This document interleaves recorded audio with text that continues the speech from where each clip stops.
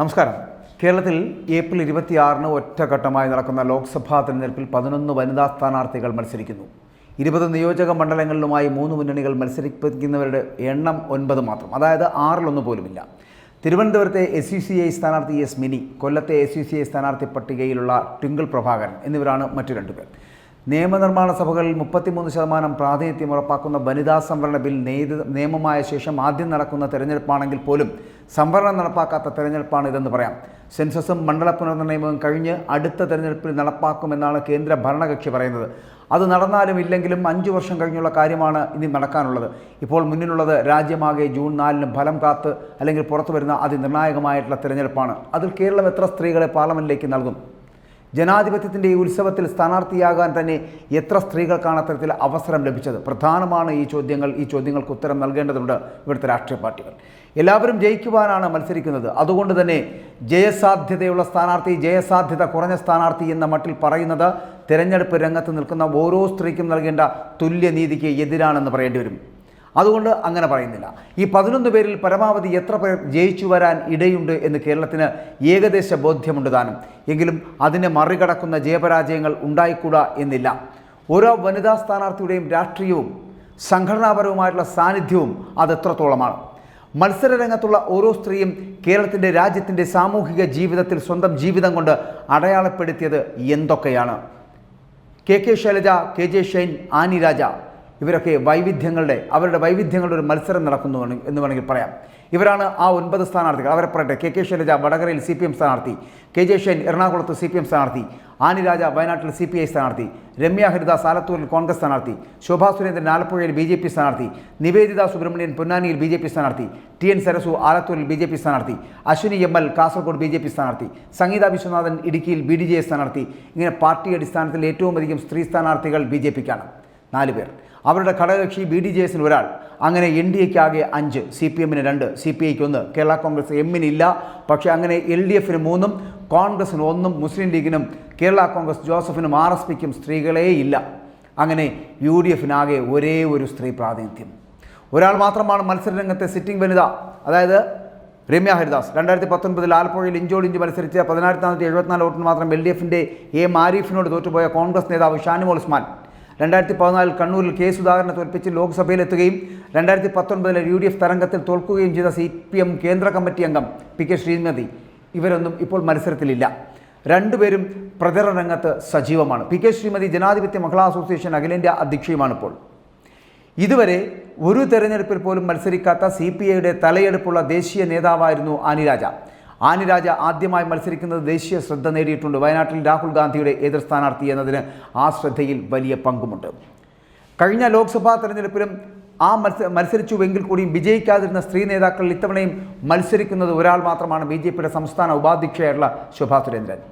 2019 ആറ്റിങ്ങിൽ മത്സരിച്ച ശോഭയ്ക്ക് ലഭിച്ചത് 2,48,081 വോട്ടുകളുടെ ബലത്തിലാണ് ഇത്തവണ BJP സ്ഥാനാർത്ഥി V മുരളീധരൻ്റെ പ്രതീക്ഷ എന്ന് പറയപ്പെടുന്നത്. 2014 അവിടെ BJPക്ക് കിട്ടിയത് 90,528 വോട്ടുകൾ മാത്രമാണ് താനും. 2021 നിയമസഭാ തിരഞ്ഞെടുപ്പിൽ കഴക്കൂട്ടം ശോഭാ സുരേന്ദ്രൻ മത്സരിച്ചു.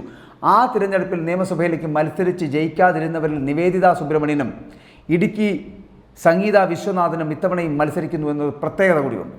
നിവേദിത മഹിളാ മോർച്ച സംസ്ഥാന പ്രസിഡന്റും സംഗീത SNDP യോഗം വനിതാ വിഭാഗം വൈസ് പ്രസിഡന്റുമാണ്. TN സരസുവും ML അശ്വിനിയും ആദ്യമായാണ് BJPക്ക് വേണ്ടി മത്സരിക്കുന്നത് എന്നുള്ളതാണ്. യസ്മിനിയും ട്വിങ്കിൾ പ്രഭാകരനും 2ാം മത്സരം. കുത്തകൾക്ക് വേണ്ടി രാജ്യം മുടിക്കുന്ന BJPയെ പരാജയപ്പെടുത്തുക, ബഹുജന സമരം രാഷ്ട്രീയത്തെ ശക്തിപ്പെടുത്തുക എന്നതാണ് ഈ BJPക്ക് എതിരായിട്ട് പ്രവർത്തിക്കുന്ന മുദ്രാവാക്യം. BJP സർവ്വമേഖലകളിലും അങ്ങേയറ്റം കോർപ്പറേറ്റ് അനുകൂല ജനാധിപത്യ വിരുദ്ധ നയങ്ങളുമായി മുന്നോട്ട് പോവുകയാണ് എന്നാണ് ഇവരുടെയൊക്കെ വാദങ്ങൾ. BJPയുടെ 10 വർഷത്തെ ഭരണം അതാണ് കാണിക്കുന്നത് എന്നും, പക്ഷേ പ്രധാന പ്രതിപക്ഷ പാർട്ടിയായിട്ടുള്ള കോൺഗ്രസിനോ മറ്റ് പ്രതിപക്ഷ പാർട്ടികൾക്കോ ഇടതുപക്ഷത്തിന് പോലുമോ BJPയെ നയങ്ങളിൽ എതിർക്കുന്ന സമീപനമില്ല എന്ന് പറയാതിരിക്കണം. രാജ്യത്ത് വളർന്നു വരുന്ന ഒരു സമരത്തെയും BJPക്ക് എതിരായി വളർത്തിയെടുക്കുവാൻ കോൺഗ്രസ് ശ്രമിച്ചിട്ടില്ല എന്നുള്ളതാണ്. BJPയുടെ നയങ്ങൾ കേരളത്തിൽ നടപ്പാക്കിക്കൊണ്ടിരിക്കുകയാണ് CPM. കേന്ദ്ര സർക്കാർ തൊഴിൽ നിയമങ്ങളെ 4 കോഡുകളിലാക്കി മാറ്റുകയും തൊഴിൽ സമയം വർദ്ധിപ്പിക്കുകയും ചെയ്തത് KSRTCയിൽ നടപ്പാക്കിയിരിക്കുകയാണ് ഇപ്പോൾ LDF സർക്കാർ. ഇന്ത്യ മുന്നണി നയപരമായി BJPയെ പരാജയപ്പെടുത്തുന്ന ഒരു ശക്തിയല്ല. BJPയെ യഥാർത്ഥത്തിൽ പരാജയപ്പെടുത്തണമെങ്കിൽ ജനങ്ങളുടേതായിട്ടുള്ള സമര രാഷ്ട്രീയം വളർന്നു വരണം. അതിനാണ് SECI ശ്രമിച്ചുകൊണ്ടിരിക്കുന്നതെന്നാണ് SECIയുടെ വാദം. അങ്ങനെയാണ് ടിങ്കിൾ പ്രഭാകരനെ പോലുള്ളവർ മത്സരത്തിലേക്ക് എത്തപ്പെടുന്നത്. വനിതാ പ്രാതിനിധ്യത്തോടുകൂടി SECIയുടെ. ഇനി അശ്വിനി ML, നിവേദിത സുബ്രഹ്മണ്യൻ, സംഗീത വിശ്വനാഥൻ 2021 നിയമസഭയിലേക്ക് മത്സരിച്ച് ജയിച്ച ഒരു വനിതാ നേതാവ് മാത്രമാണ് ഈ തെരഞ്ഞെടുപ്പിൽ മത്സരിക്കുന്നത് എന്നുള്ള ഒരു പ്രത്യേകത കൂടിയുണ്ട്. അത് KK ശൈലജയാണ്. മട്ടന്നൂരിൽ നിന്നാണ് അവർ ജയിച്ചു കയറിയത്. 2020 തദ്ദേശ സ്വയംഭരണ തെരഞ്ഞെടുപ്പിൽ പറവൂർ മുനിസിപ്പാലിറ്റിയിലേക്ക് CPM സ്ഥാനാർത്ഥിയായി ജയിച്ച KJ ഷൈൻ ഇപ്പോൾ വിദ്യാഭ്യാസ സ്റ്റാൻഡിംഗ് കമ്മിറ്റി ചെയർപേഴ്സണാണ്. ഈ തെരഞ്ഞെടുപ്പിലെ ഒരേ ഒരു കൗൺസിലർ അവരാണ്. കോർപ്പറേഷന് പുറത്ത് ആദ്യ മത്സരം, അധ്യാപക സംഘടന KSTയുടെ നേതാവ് എന്നീ നിലകളിലേക്ക് പ്രശസ്തയാണ് KJ ഷൈൻ. കേരളം ഇവരിൽ വയ്ക്കുന്ന പ്രതീക്ഷയ്ക്ക് ആഴം എത്രയുണ്ടെന്ന് ഫലം വരുന്നവരെ കാത്തിരിക്കേണ്ടി വരും. പക്ഷേ പ്രചാരണ രംഗത്ത് ഇവർ അറിയിക്കുന്ന സാന്നിധ്യത്തിന് വിജയത്തോളം തന്നെയുണ്ട് പ്രാധാന്യമെന്ന് പറയാൻ കഴിയും. എന്തുകൊണ്ടെന്നാൽ രാഷ്ട്രീയ പ്രവർത്തനത്തിൻ്റെ ഒരു ഘട്ടം മാത്രമാണ് മറ്റാരെപ്പോലെയും ഇവർക്കും ഈ മത്സരം. സംഘടനാ ചുമതലകളായും വരുംകാല മത്സരങ്ങളായും കൂടുതൽ സജീവമായ രാഷ്ട്രീയ ജീവിതം കാത്തിരിക്കുന്നുണ്ട് ഇവരെ എന്നുള്ളതാണ്. പലപ്പോഴും പരിഗണനകളുടെ രാഷ്ട്രീയത്തിലേക്ക് പോകേണ്ടി വരും. കാരണം കഴിഞ്ഞ ലോക്സഭാ തെരഞ്ഞെടുപ്പിൽ കേരളത്തിൽ നിന്ന് വനിതാ സ്ഥാനാർത്ഥികളെ മത്സരിപ്പിച്ചതിൽ CPMഉം കോൺഗ്രസും ഒക്കെ തുല്യ നിലയിലായിരുന്നു. 2 പേരെ വീതമാണ് മത്സരിപ്പിച്ചത്. ഒന്ന് CPM PK ശ്രീമതിയെ കണ്ണൂരിലും വീണ ജോർജിനെ പത്തനംതിട്ടയിലും, കോൺഗ്രസ് രമ്യ ഹരിദാസിനെ ആലത്തൂരിലും ഷാനിമോൾ ഉസ്മാനെ ആലപ്പുഴയിലും മത്സരിപ്പിച്ചു. കോൺഗ്രസ് ഇത്തവണ ഷാനിമോളെ ഒഴിവാക്കി പകരം സ്ത്രീകൾക്ക് ആർക്കും സീറ്റ് നൽകിയുമില്ല.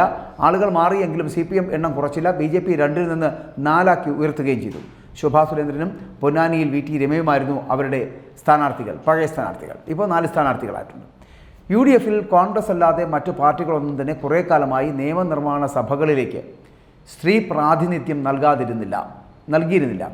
എന്നാൽ കഴിഞ്ഞ നിയമസഭാ തെരഞ്ഞെടുപ്പിൽ മുസ്ലിം ലീഗിന് അഡ്വക്കേറ്റ് PK നുർബീന റഷീദും കോഴിക്കോട് സൗത്തിൽ നിന്ന് മത്സരിച്ചു. കേരള കോൺഗ്രസ് എമ്മിന് സിന്ധുമോൾ ജേക്കബ് പിറവത്ത് നിന്ന് മത്സരിച്ചു. മനംമാറ്റം ഉണ്ടാകുന്ന ഒരു സാഹചര്യമുണ്ടായി. മാത്രമല്ല വടകരയിൽ RMPയുടെ സ്ഥാനാർത്ഥി KK രമയ്ക്കാണ് UDF പിന്തുണ നൽകുകയും ചെയ്തത്. നുർബീനയും സിന്ധുമോളും ജയിച്ചില്ല, രമ ജയിച്ചു. മാത്രമല്ല കോൺഗ്രസിൻ്റെയും ഒരു വനിതാ സ്ഥാനാർത്ഥികൾക്കും അന്ന് ജയിക്കാൻ കഴിഞ്ഞില്ല. പിന്നീട് PT തോമസിൻ്റെ വിയോഗത്തെ തുടർന്ന് ഭാര്യ ഉമാ തോമസ് തൃക്കാക്കരയിൽ നിന്ന് ജയിച്ചതോടെയാണ് നിയമസഭയിൽ കോൺഗ്രസിന് ഒരു വനിതാ പ്രാതിനിധ്യം ഉണ്ടായത്. അന്ന് മത്സരിച്ച PK ജയലക്ഷ്മി, അതിന് മുമ്പ് മാനന്തവാടിയിൽ, K ഷീബ തരൂരിൽ, പത്മജ വേണുഗോപാൽ തൃശ്ശൂരിൽ, ശോഭാ സുബിൻ കയ്പമംഗലത്ത്, PR സോന വൈക്കത്ത്, ഷാനിമോൾ ഉസ്മാൻ ആലപ്പുഴയിൽ, അരിത ബാബു കായംകുളത്ത്, രശ്മി R കൊട്ടാരക്കരയിൽ, ബിന്ദുകൃഷ്ണ കൊല്ലത്ത്, വീണ S നായർ വട്ടിയൂർക്കാവിൽ, അൻസജിദ റസാൽ പാറശാലയിൽ, അങ്ങനെ 11 പേർ മത്സരിച്ചു കോൺഗ്രസിന് വേണ്ടി. 2016 4 പേർ കൂടുതലായിരുന്നു. 2016 മത്സരിച്ചവർ കാഞ്ഞങ്ങാട്ട് ധന്യ സുരേഷും, മാനന്തവാടിയിൽ PK ജയലക്ഷ്മിയും, ഷൊർണൂരിൽ C സംഗീതയും, ഒറ്റപ്പാലത്ത് ഷാനിമോൾ ഉസ്മാനും, തൃശ്ശൂരിൽ പത്മജ വേണുഗോപാലും, ആലപ്പുഴയിൽ ലാലി വിൽസനും, റാന്നിയിൽ മറിയമ്മ ചെറിയാനും. അന്ന് ഈ മത്സരത്തിൽ ആരിലും ഒരാൾ പോലും ജയിച്ചില്ല എന്നുള്ളതാണ്. പിന്നീട് അരൂർ ഉപതെരഞ്ഞെടുപ്പിൽ ഷാനിമോൾ ഉസ്മാൻ ജയിച്ചപ്പോഴാണ് കോൺഗ്രസിന് എന്നല്ല പ്രതിപക്ഷത്തിൽ തന്നെ നിയമസഭയിൽ സ്ത്രീ പ്രതിനിധി ഉണ്ടായത് എന്നുള്ളതാണ്.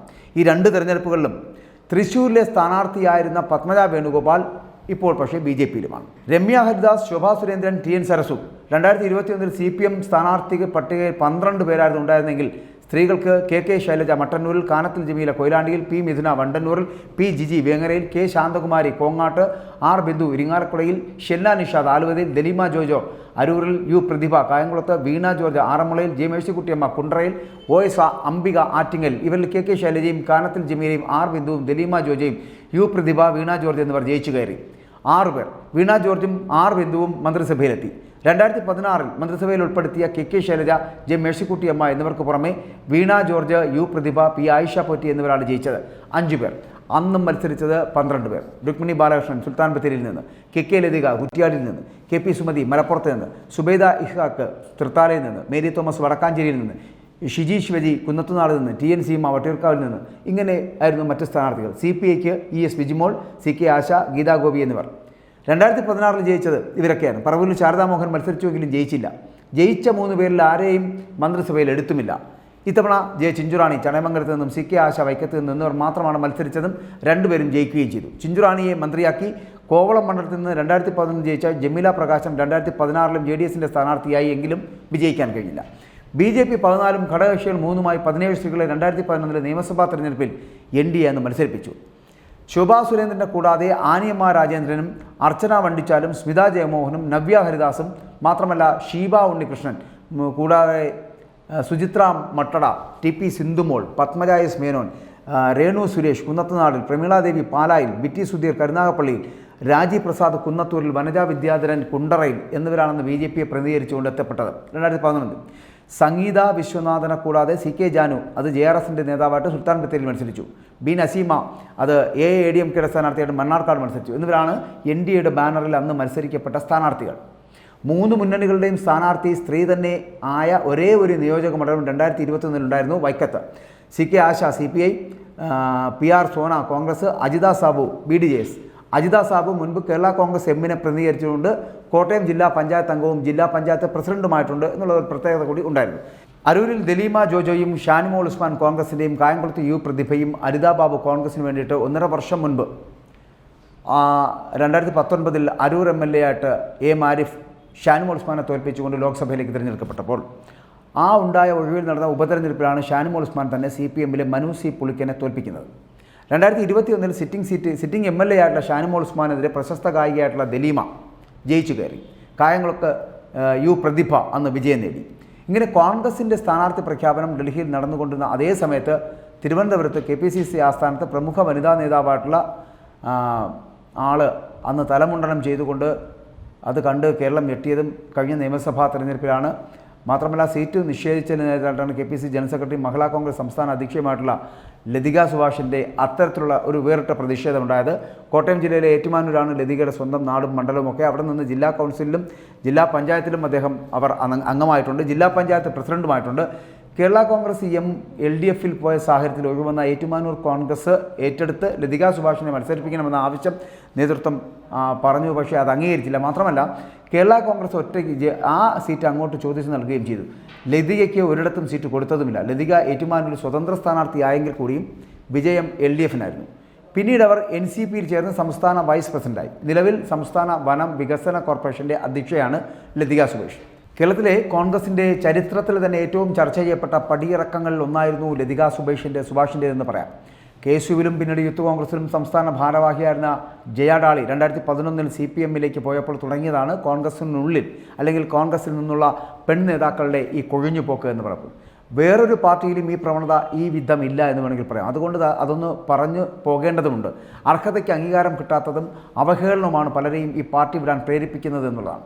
മഹിളാ കോൺഗ്രസ് ദേശീയ ജനറൽ സെക്രട്ടറിയായിരുന്ന ഷാഹിദ കമാൽ, 4 വട്ടം MLAയും KPCC ജനറൽ സെക്രട്ടറിയുമായിരുന്ന ശോഭന ജോർജ്, KPCC ജനറൽ സെക്രട്ടറിയും വൈസ് പ്രസിഡന്റുമായിരുന്ന KC റോസക്കുട്ടി തുടങ്ങി നിരവധി പേർ ഇത്തരത്തിൽ പടിയിറക്കത്തിൽ പെട്ടുപോയവരുണ്ട്. വനിതാ സംവരണ ബില്ലിന് വേണ്ടി ഞങ്ങൾക്ക് ഒരുപാട് സമരം ചെയ്തതാണ് എന്നും പാർട്ടികൾ സ്വന്തം നിലയിൽ സംവരണം നടപ്പാക്കി മാതൃക കാണിച്ചിരുന്നുവെങ്കിൽ ഈ കാലതാമസം ഒഴിവാക്കാമായിരുന്നുവെന്നും കേരളത്തിൽ LDF 3 പേരെ സ്ഥാനാർത്ഥികളാക്കിയപ്പോൾ കോൺഗ്രസിന് ആകെ 2019 സ്റ്റാറ്റസ് കോ നിലനിർത്താൻ പോലും കഴിയുന്നില്ല എന്നും ഷാനിമോൾ ഉസ്മാൻ്റെ അവസരം തട്ടിക്കളഞ്ഞാണ് AICCയുടെ സംഘടനാ ജനറൽ സെക്രട്ടറി വന്നിരിക്കുന്നത് എന്നും ലതിക സുഭാഷ് പറയുന്നുണ്ട്. അതായത് രമ്യ ഹരിദാസ് പ്രചരണ രംഗത്ത് കണക്കുകൾ മാറ്റമുണ്ടാക്കിക്കൊണ്ട് മുന്നേറുന്ന കാഴ്ചയും ഇപ്പോൾ കാണുന്നുണ്ട്. 2019 തെരഞ്ഞെടുപ്പിന് ശേഷം നിലവിൽ വന്ന ജൂൺ 16 വരെ കാലാവധിയുള്ള 17ാം ലോക്സഭയിലാണ് ലോക്സഭയുടെ ഇതുവരെയുള്ള ചരിത്രത്തിൽ ഏറ്റവും അധികം സ്ത്രീ പ്രാതിനിധ്യം ഉണ്ടായിട്ടുള്ളത്. 79 പേർ, 14.6%. 2014 ഇത് 11.6%. എണ്ണം 63 ആനുപാതികമായി പുരുഷ എംപിമാരുടെ എണ്ണം കുറയുകയും ചെയ്തു. 2014 88.4% കഴിഞ്ഞ തെരഞ്ഞെടുപ്പിന് ശേഷം 85.4%. പ്രധാന ദേശീയ പാർട്ടികളായിട്ടുള്ള BJPയുടെയും കോൺഗ്രസിൻ്റെയും വനിതാ എംപിമാരുടെ എണ്ണത്തിൽ വലിയ വർധനവുണ്ടായി. BJPയുടേത് 30 നിന്ന് 41 ഉയർന്നു. 10% 13% വർധനവുണ്ടായി. കോൺഗ്രസിൽ 4 നിന്ന് 6 പേരും 9 നിന്ന് 11% ഉയരുകയും ചെയ്തു. ഇത് ഒന്നാം ലോക്സഭയിലെ 22 പേരിലാണ് സ്ത്രീ പ്രാതിനിധ്യം തുടങ്ങിയത് എന്നുള്ളതാണ്. അത് നോക്കുകയാണെങ്കിൽ 4.4% നിന്ന് തുടങ്ങി 14.6%-ലെത്തുന്നു. ഒന്നാം ലോക്സഭയിലെ 22, രണ്ടാം ലോക്സഭയിൽ 27, മൂന്നാം ലോക്സഭയിൽ 34 ആകുന്നു. ശതമാനക്കണക്കിലാണ്. 4.4% നിന്ന് 5.4, 6.7 ഉയർന്നു. നാലാം ലോക്സഭയിൽ 31, 5.9%-ആയെങ്കിലും അഞ്ചാം ലോക്സഭയിൽ അത് 22, 4.2% കുറയുകയാണ്. ആറാം ലോക്സഭയിൽ വീണ്ടും കുറഞ്ഞത് 19, 3.4% കുറയുന്നു. ഈ ഏറ്റക്കുറിച്ചിൽ പിന്നീട് പ്രകടമായി കാണുകയും ചെയ്യുന്നുണ്ട്. 28, 44, 39 അങ്ങനെ കുറഞ്ഞു വരുന്ന ഒരു സാഹചര്യം. ഇങ്ങനെ 7ാം ലോക്സഭ മുതലുള്ള സ്ത്രീ പ്രാതിനിധ്യം ക്രമേണ വർദ്ധിച്ചു വന്നുവെങ്കിലും അത് പക്ഷേ സ്ഥിരമായിട്ട് നിന്നില്ല എന്നുള്ളതാണ്. അതായത് പാർട്ടികളുടെ സ്ഥാനാർത്ഥി നിർണയത്തിലെ വിവേചനം തന്നെ അതിനുള്ളൊരു പ്രധാന കാരണമായിട്ട് പറയേണ്ടി വരും. കാരണം സ്ത്രീകൾക്ക് പ്രാധാന്യം കൊടുക്കാത്ത രാഷ്ട്രീയ പാർട്ടികൾ കേരളത്തിലുണ്ടായിരുന്നു. കേരളത്തിൽ നിന്ന് ആദ്യമായിട്ട് മത്സരിച്ച ആനി മസ്കറിന് ശേഷം ലോക്സഭയിലേക്ക് കേരളത്തിൽ നിന്ന് ജയിച്ചത് CPM നേതാവായിട്ടുള്ള സുശീല ഗോപാലാണ്. 1967 4ാം ലോക്സഭയിലേക്കായിരുന്നു അന്നത്തെ അമ്പലപ്പുഴ മണ്ഡലത്തിൽ നിന്ന് സുശീല ഗോപാലൻ ജയിച്ചു കയറുന്നത്. കോൺഗ്രസ് സ്ഥാനാർത്ഥിയായി മലപ്പുറം ജില്ലയിലെ മഞ്ചേരിയിൽ നിന്നും, അതായത് ഇപ്പോഴത്തെ മലപ്പുറം മണ്ഡലം, ആ മണ്ഡലത്തിൽ നിന്ന് എ നഫീസത്ത് ബീവിയും കേരള കോൺഗ്രസ് സ്ഥാനാർത്ഥിയായിട്ട് മൂവാറ്റുപുഴയിൽ നിന്ന് ആനി തയ്യലും ആ തെരഞ്ഞെടുപ്പിൽ മത്സരിച്ചുവെങ്കിലും ജയിക്കാൻ കഴിഞ്ഞില്ല എന്നുള്ളത് ഒരു പ്രത്യേകത കൂടി അന്നുണ്ടായിരുന്നു. 1971 5ാം ലോക്സഭയിലേക്ക് നടന്ന തെരഞ്ഞെടുപ്പിൽ ലീലാ ദാമോദര മേനോൻ, സുശീല ഗോപാലൻ, ദാക്ഷായണി വേലായുധൻ, ഭാർഗവി തങ്കപ്പൻ ഇങ്ങനെ 4 വനിതാ സ്ഥാനാർത്ഥികൾ മത്സരിച്ചു. അന്ന് ജയിച്ചത് അടൂർ മണ്ഡലത്തിൽ നിന്നുള്ള ഭാർഗവി തങ്കപ്പൻ മാത്രമാണ്. CPIയുടെ സ്ഥാനാർത്ഥിയായിരുന്നു. അടിയന്തരാവസ്ഥയ്ക്ക് ശേഷം 1977 നടന്ന തെരഞ്ഞെടുപ്പിൽ കോൺഗ്രസ് സ്ഥാനാർത്ഥിയായിട്ട് കോഴിക്കോട്ട് മത്സരിച്ചിട്ടുള്ള എം കമലം ജയിക്കുകയാണ്. അടുത്ത തെരഞ്ഞെടുപ്പിൽ സുശീല ഗോപാലൻ ആലപ്പുഴയിൽ നിന്നും ജയിക്കുകയാണ്. അങ്ങനെ 2 സ്ത്രീകൾ മാത്രമാണ് മത്സരരംഗത്ത് ഉണ്ടായിരുന്നത് കൂടി ആ കാലഘട്ടത്തിൽ. ഇന്ദിരാഗാന്ധിയുടെ വധത്തിന് ശേഷം 1985 നടന്ന തെരഞ്ഞെടുപ്പിൽ കേരളത്തിൽ നിന്ന് 7 സ്ത്രീകൾ മത്സരിക്കുന്നു. ആരും ജയിച്ചില്ല എന്നുള്ള പ്രത്യേകതയുണ്ട്. എന്നാൽ മറ്റ് സംസ്ഥാനങ്ങളിലേക്കാൾ ആ തവണയും ഇവിടെ സ്ത്രീ വോട്ടർമാരുടെ പോളിംഗ് കൂടുതലായിരുന്നു. 77.92% പോളിംഗ് നടന്നു. അടുത്ത തെരഞ്ഞെടുപ്പിൽ 8 പേർ മത്സരിച്ചു. അതിൽ മുകുന്ദപുരത്തുള്ള സ്ഥാനാർത്ഥി, അന്ന് മുകുന്ദപുരത്ത് കോൺഗ്രസ് സ്ഥാനാർത്ഥിയായ സാവിത്രി ലക്ഷ്മൺ മാത്രമാണ് ജയിച്ചു കയറിയത്. 1991 10ാം ലോക്സഭയിലേക്ക് നടന്ന തെരഞ്ഞെടുപ്പിൽ രാജ്യമാകെ മത്സരിച്ച 326 സ്ത്രീകളിൽ 37 പേർ മാത്രമാണ് ജയിച്ചത്.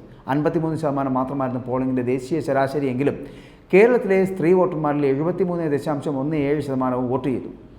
ചിറയൻകീഴിൽ നിന്ന് സുശീല ഗോപാലിനും മുകുന്ദപുരത്ത് നിന്ന് സാവിത്രി ലക്ഷ്മണനും വന്ന് ജയിച്ചു കയറി. കേരളത്തിൽ നിന്ന് ഒന്നിലധികം സ്ത്രീ സാമാജികർ ആദ്യമായി ലോക്സഭയിൽ എത്തിയ ഒരു തെരഞ്ഞെടുപ്പായിരുന്നു 10ാം ലോക്സഭാ തെരഞ്ഞെടുപ്പ്. പക്ഷേ തൊട്ടടുത്ത തെരഞ്ഞെടുപ്പിൽ കേരളത്തിൽ നിന്ന് ഒരു സ്ത്രീ പോലും വിജയിച്ചു കയറിയില്ല എന്നുള്ളതാണ്.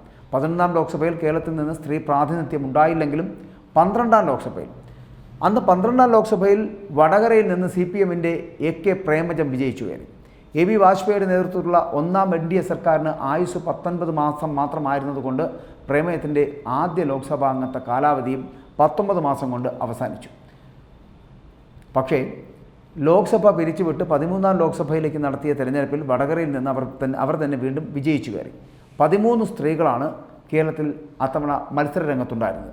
2004 ലോക്സഭാ തെരഞ്ഞെടുപ്പിലേക്ക് വരികയാണെങ്കിൽ ചരിത്രമാണ് സൃഷ്ടിക്കപ്പെട്ടത്. 2004 14ാം ലോക്സഭയിലേക്ക് നടന്ന ആ പൊതു തെരഞ്ഞെടുപ്പിൽ ആദ്യമായിട്ട് 543 അംഗ ലോക്സഭയിൽ സ്ത്രീകളുടെ എണ്ണം 45. കേരളത്തിൽ 2ാം വട്ടം വനിതാ MP മാർ 2 എണ്ണമായിത്തീരുന്നു. CPMൻ്റെ P സതീദേവി വടകരയിൽ നിന്ന് വിജയിച്ചു കയറുന്നു. CS സുജാത അന്ന് മാവേലിക്കരയിൽ നിന്ന് വിജയിച്ചു കയറുന്നു. ഇങ്ങനെ ചെറുതും വലുതുമായിട്ടുള്ള പാർട്ടികളുടെ 15 സ്ത്രീ സ്ഥാനാർത്ഥികൾ ആണ് ആ മത്സരരംഗത്തുണ്ടായിരുന്നത്.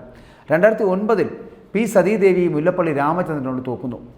കേരളത്തിൽ നിന്ന് വേറെ സ്ത്രീകളാരും അന്ന് ജയിച്ചുമില്ല. കാസർഗോഡ് സീറ്റിൽ മത്സരിക്കുവാൻ കോൺഗ്രസ് ഹൈക്കമാൻഡ് നിർദ്ദേശിച്ചുവെങ്കിലും മഹിളാ കോൺഗ്രസ് സംസ്ഥാന അധ്യക്ഷയായിട്ടുള്ള ഷാൻമോൾ ഉസ്മാൻ വിസമ്മതിക്കുകയായിരുന്നു. അതുകൊണ്ട് തന്നെ ആ വിസമ്മതം ശ്രദ്ധ നേടിയത് ആ തെരഞ്ഞെടുപ്പിലാണ്.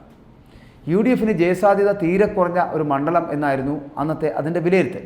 പകരം ആ സീറ്റിൽ കോൺഗ്രസ് മത്സരിപ്പിച്ചത് ഷാഹിദ കമാലിനായിരുന്നു. ഷാഹിദ കമാൽ പക്ഷേ വിജയിച്ചതുമില്ല.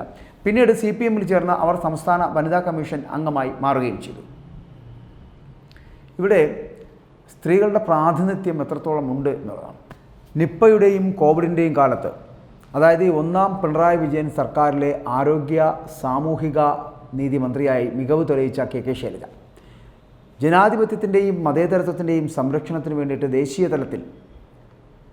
തലത്തിൽ നടന്ന നിരവധി പ്രക്ഷോഭങ്ങളിൽ സജീവ നേതൃത്വം വഹിക്കുന്ന ആനി രാജ, കഴിഞ്ഞ 5 വർഷം കേരളത്തെ പ്രതിനിധീകരിച്ച ഏക വനിതാ ലോക്സഭാ അംഗമായിട്ടുള്ള രമ്യ ഹരിദാസ്, ഇവരാണിപ്പോൾ വനിതകളായി മത്സരരംഗത്തുള്ളവരും. 2004 വടക്കാഞ്ചേരി ഉപതെരഞ്ഞെടുപ്പ് മുതൽ മത്സരിച്ച 8 തെരഞ്ഞെടുപ്പുകളിലും BJPയുടെ വോട്ട് കുത്തനെ വർദ്ധിപ്പിച്ച് സാന്നിധ്യമറിയിച്ച ശോഭാ സുരേന്ദ്രൻ എന്നിവരുൾപ്പെട്ട മിന്നുന്ന മത്സരമാണ് ഇത്തവണ കേരളത്തിൽ നടക്കുന്നത് എന്നുള്ളതാണ്. ആദ്യമായിട്ട് മത്സരിക്കുന്ന KJ Shine, TN Sarasu, Ashwini ML എന്നിവരും ഗുരുവായൂർ നിയമസഭാ മണ്ഡലത്തിലെ മത്സരത്തിലൂടെ ശ്രദ്ധ നേടിയിട്ടുള്ള നിവേദിത സുബ്രഹ്മണ്യൻ, ഇടുക്കി നിയമസഭാ മണ്ഡലത്തിൽ റോഷി അഗസ്റ്റിനും ഫ്രാൻസിസ് ജോർജിനും എതിരെ അന്ന് മികവോടുകൂടി പൊരുതിയ സംഗീത വിശ്വനാഥൻ, രാഷ്ട്രീയ മത്സരത്തിൽ പാർട്ടിയുടെ വലിപ്പത്തേക്കാൾ നിലപാടുകളുടെ കരുത്തിന് പ്രാധാന്യം നൽകുന്ന S മിനി, മാത്രമല്ല ട്വിങ്കിൾ പ്രഭാകരൻ എന്നിവർ ഈ ഇലക്ഷൻ 2024 പെണ്ണടയാളങ്ങളാണ് എന്ന് പറയേണ്ടി വരും. ഇനി കേരളമാണ് തീരുമാനിക്കേണ്ടത് ഇത്രയും വനിതാ പ്രാതിനിധ്യം മതിയാകുമോ, ഇവർ മതിയോ കേരളത്തെ മുന്നോട്ട് നയിക്കുവാൻ? ഇങ്ങനെയാണോ വനിതാ പ്രാതിനിധ്യം ഉണ്ടാക്കിയെടുക്കേണ്ടത്?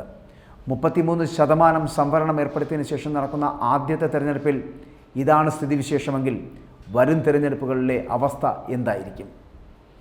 സ്ത്രീകളെ ഒതുക്കി മാറ്റുകയും തോൽക്കുന്ന മണ്ഡലങ്ങളിൽ മാത്രം പ്രതിഷ്ഠിക്കുകയും ചെയ്യുന്ന സ്ഥിരം പരിപാടി നടക്കുകയാണ് ഇവിടെ രാഷ്ട്രീയത്തിൽ ഇങ്ങനെ ഒതുക്കപ്പെടുന്ന മറ്റൊരു വിഭാഗം ഇല്ല എന്ന് വേണമെങ്കിൽ പറയാം. കഴിവുകൊണ്ടും അവരുടെ വിദ്യാഭ്യാസ യോഗ്യത കൊണ്ടും സാമൂഹികവും സാംസ്കാരികമായിട്ടുള്ള ഉന്നതി കൊണ്ടുമൊക്കെ വനിതകൾ ഏറ്റവും മുകളിലേക്ക് എത്തുന്ന ഈ കാലഘട്ടത്തിൽ പോലും അവരെ ഇങ്ങനെ രണ്ടായി തരംതിരിക്കാൻ ശ്രമിക്കുന്നത് ശരിയാണോ? തീർച്ചയായിട്ടും വനിതാ സംവരണം നടപ്പിലാക്കിയ നമ്മുടെ ഇന്ത്യ മഹാരാജ്യത്ത് ആ 33% സംവരണം രാഷ്ട്രീയത്തിലും ഈ വനിതകൾക്ക് നൽകേണ്ടതാണ്. അവർ ചിലയിടങ്ങളിൽ വലിയ വിളക്കുകളായി തെളിയുക തന്നെ ചെയ്യുമെന്നുള്ള കാര്യത്തിൽ സംശയമില്ല. അതുകൊണ്ട് വനിതകളെ ഇങ്ങനെ പാതി വഴിയിൽ ഉപേക്ഷിക്കാതിരിക്കുക.